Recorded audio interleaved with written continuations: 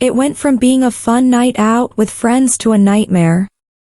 I danced with the club owner, and when I got home, my whole life was over. I went out to have fun for the night and came back to a house that wasn't there. It felt like a bad dream, but it was really happening. After one crazy night, I lost everything. I never thought my life or anything else would turn out this way. I'm so sad right now, and I need help figuring out how to keep going. I need to fix what I messed up. I'm Anna, and I've been with Peter for 3 years. But I'm not sure if we should stay together. It breaks my heart to think about it. I never thought those kinds of thoughts would come to me. It seems impossible to me that this is the end of us. He said he would love me forever, so I keep telling myself this is all a joke and things will get better in the end. How can I even begin to think about it being over? And I don't know why it had to happen this way. I don't want to believe that everything is gone. So, I'm here to get any help or information that will make me feel better and let me know this is all a joke.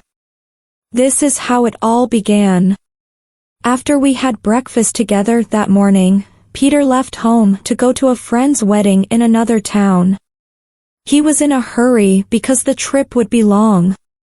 He said he might not be able to get back that day, but he promised he'd be home the next day. He told me not to miss him too much. I never thought that would be the last time I'd see Peter smile or feel his warmth.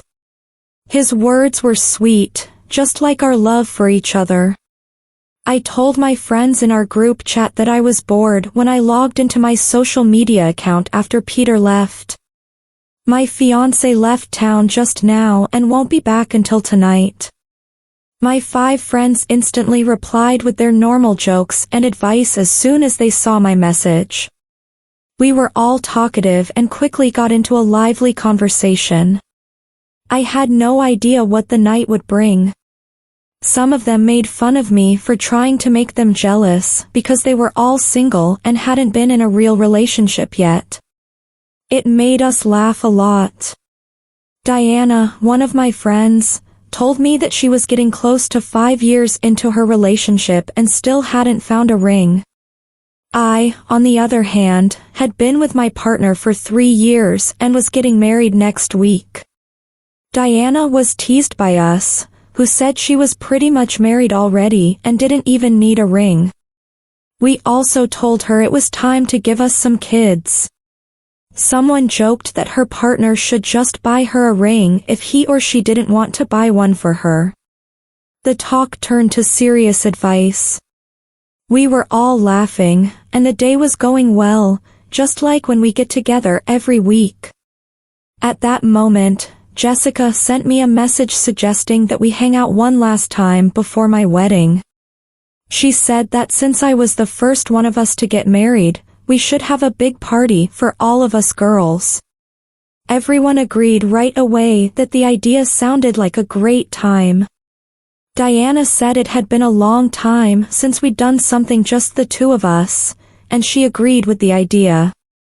It was my last chance to have fun before getting married. People always said that being married comes with a lot of rules, and I knew I'd never have the chance or taste such happiness again, especially with Peter's attitude. Diana wasn't totally wrong. Peter didn't put a lot of value on having fun and going on trips, so their ideas made me see this as a great chance. They joked that it felt like they were wedding me off to a priest, which made me think I should give the girls' night party a chance. One of my friends, Sandra, told me not to worry about the party if Peter didn't like the idea. She said that since my wedding was next week, we'd all still see each other then. But Diana pushed her and called her dull and a jerk. I told her there was nothing wrong with having fun. I might not have done it after all if I had thought about how Peter felt first. Just maybe, I wouldn't be in this mess right now. We had more arguments about the party, and then, as always, we chose to vote on it. The majority won, which is how I ended up in a club that night. Sandra was very upset when we got there, saying that the party wasn't what we had talked about. Even though it was just a get-together, Jessica planned something more like a wild night for people who wanted to let free or have a one-night stand. As an excuse, Jessica said that there was nothing wrong with the party and that since none of us were married yet, we were all single and could have fun for one night. The rest of us agreed, and then we all went crazy. I was having a great time and shaking like crazy. The cheers and hype from my friends only made things worse. They drove me even more crazy. I let out a part of myself I didn't know was there. That night, we were all on cloud 9. I had so much fun I thought I would die. My friends felt the same way because everyone was drunk except Jessica. She said that someone had to stay sober to keep us all in line and drive us home later. Sandra was already lying on the couch because she wasn't very heavy. We laughed at her, and someone even joked that Peter, who liked things to be perfect and organized, would love her. We all laughed about it, and the fun kept going. We were joined by the owner of the club. When he heard that the party was a way to say goodbye before my wedding, he gave us free drinks and our own club. Adding fuel to a fire was like that. The night went completely crazy. So, being free for that night wouldn't have hurt anyone. The rest of us agreed with her, and then we all went crazy. I was having a great time and shaking like crazy, and my friends weren't helping. Their cheers and hypnosis kept driving me crazy and showed me a side of myself I didn't know I had. We were so happy that night. I never had so much fun in my life. My friends seemed to be having the same thing. Everyone but Jessica was high and drunk. She told us that someone had to stay sober to give us more time to get home. Sandra was already lying on the couch because she was so light. We all laughed at her and made fun of her. A joke among my friends was that she would be a great match for my fiancé Peter, who is very organized and always wants things to be perfect. We laughed it off, and the fun kept going. At some point, the club owner joined us. He gave us free drinks and the club all to ourselves when he found out the party was a send-off for me because I was getting married. That made us feel like adding more fuel to a fire that was already going strong, and we blew up with energy. We barely remembered what happened the night before when we woke up at Diana's place at noon the next day. We felt very bad after the party. After getting clean, we all sat down at the table where Jessica had made us something to eat. We teased each other with what little we could remember and laughed about it. When my mom called, my happiness didn't last long. She said she came by to see me and Peter, but no one was home. It looked like someone had broken in because the door was open and the house was a mess. When I heard what she said, I jumped up and told her I was leaving. When I hung up the phone, my friends looked at me with interest. My friend Sandra asked me what was wrong. It was hard for me to breathe, and my heart was racing as I tried to tell them the news. I told him I was scared and didn't know how to tell him what was going on. How was I going to tell him that we had been robbed? And how was I going to explain why I wasn't at home that night? Esther told me to calm down and that everything would be okay.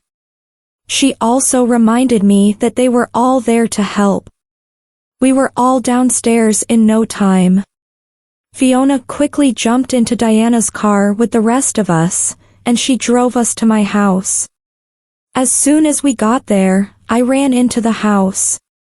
It was a mess, just like my mom said.